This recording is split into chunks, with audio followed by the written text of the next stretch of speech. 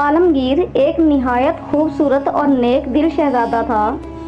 बादशाह और मलका ने शुरू से ही इसकी तालीम और तरबियत पर ख़ास तवज्जो दी थी, इसलिए जब वो बड़ा हुआ तो ज़हीन भी था। तलवारबाजी, नेज़ाबाजी, तीरंदाजी और घड़सवारी में कोई भी इसका मुकाबला नहीं कर सकता था।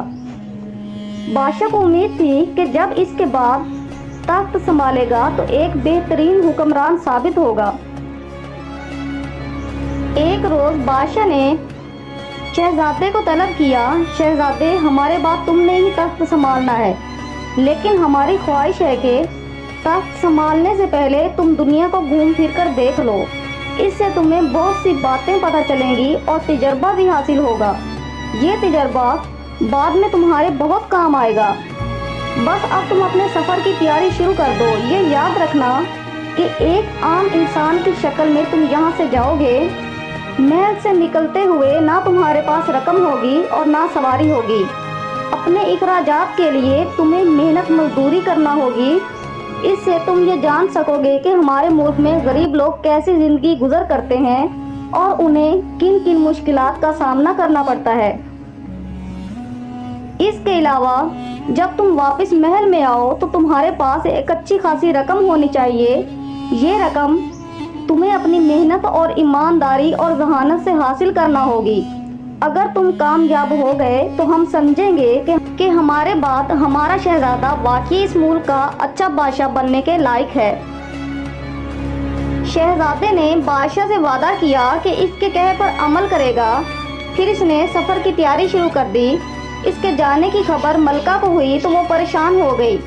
इसकी परेशानी भांपकर शहजादे ने माँ को तसल्ली दी और कहा, अम्मी हुजूर, मुझे ये अच्छा मौका मिला है। मैं दुनिया में घूमूं फिरूंगा, कुछ ना कुछ सीखूंगा। ये तजर्बा बहुत ज़रूरी है और आइंदा ज़िंदगी में बहुत काम आएगा। मलका दिल पर पत्थर रखकर खामोश हो गई। अगले रोज़ शहजादा आलमगीर सफ़र पर निकल पड़ा।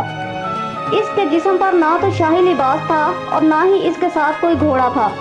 वो आम कपड़े पहनकर महल से निकला, एक तरफ रवाना हो गया। बादशाह के हुक्म के मुताबिक इसकी जेबों में एक फूटी कौड़ी तक ना थी। वो सुबह के वक्त महल से निकला और दोपहर हो गई। इसने काफी फासला तय कर लिया था। बहुत सी बस्तियां पीछे रह गई थी और अब उसके सामने चिटेल मैदान था। मौसम बहुत खुशगवार था। आसमान पर हल्के बादल छाए हुए थे। अब उसे भूख लगने लगी थी। कुछ दूर आगे चला तो उसे एक जंगल नजर आया। जंगल में बहुत से फलों के दरख्त थे। इसने दरख्तों से फल तोड़ने और इन्हें खाकर भूख मिटाने की सोची। वहाँ बेरों की झाड़ें भी थी जिन पर सुर्ख सुर्ख मीठे बेर लगे हुए थे। उसने इन बेरों को तोड़कर अपनी जेबों में भर लिया ताकि फिर भूख लगने पर इन्हें खा सके। करीब ही एक दरिया बह रहा था। इसने दरिया से पानी पिया और दोबारा अपने सफ़र पर रवाना हो गया। इसका ख्याल था कि किसी आबादी में पहुंच जाए तो फिर सोचेगा कि इसे क्या करना चाहिए। वो अल्लाह का नाम लेकर आगे की जानिब चल पड़ा। उसे चलते हुए काफ़ी देर हो गई थी, मगर वो थाके बगैर रुके चला ही जा रहा था। थोड़ी देर बाद उसे किसी आबादी के आसार नजर आए। छोटे छोटे घर इसकी नज़रों के सामने थे। वो खुश हो गया और अपनी रफ्तार मज़ीद तेज़ कर दी। ज़्यादा देर ना गुजरी थी कि इस आबादी में जा पहुंचा। वो एक गांव था। जैसे ही वो गांव में दाखिल हुआ, एक आदमी इसके करीब आया और बोला, तुम अजनबी मालूम होते हो, क्या किसी काम की तलाश में हो? शहजादे ने कहा, आपने ठीक कहा, मैं कोई काम करना चाहता हूँ ताकि मेरे पास कुछ रकम जमा हो जाए और मैं दोबारा अपने घर वापस चला जाऊँ। वो आदमी ये सुनकर खुश हो गया और उसे साथ लेकर अपने घर आ गया। घर में इसकी बीवी, एक बेटा और एक बेटी मौजूद थे। वो सब शहजादे से मिलकर बहुत खुश हुए।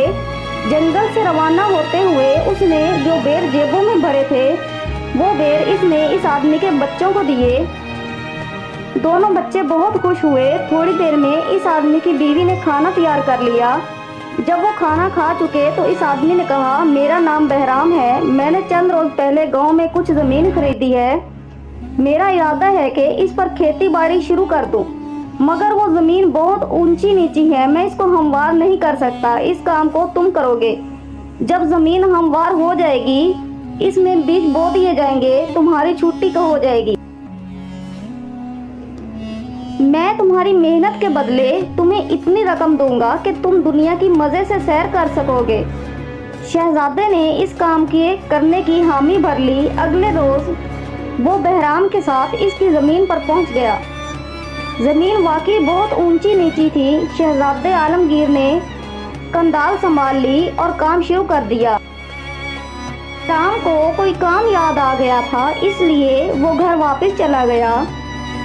अचानक शहजादे आलमगीर की कंदाल किसी भारी चीज से टकराई। इसने वहां की मिट्टी को हाथों से हटाया तो नीचे उसे पीतल की एक हंडिया नजर आई। इस पर एक ढक्कन ढका हुआ था। उसने ढक्कन को हटाकर अंदर झांका तो हंडिया में चमचमाती हुई सोने की अशरफियां नजर आई।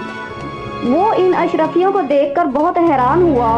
इस हंडिया को दोबारा मिट्टी से ढांप दिया।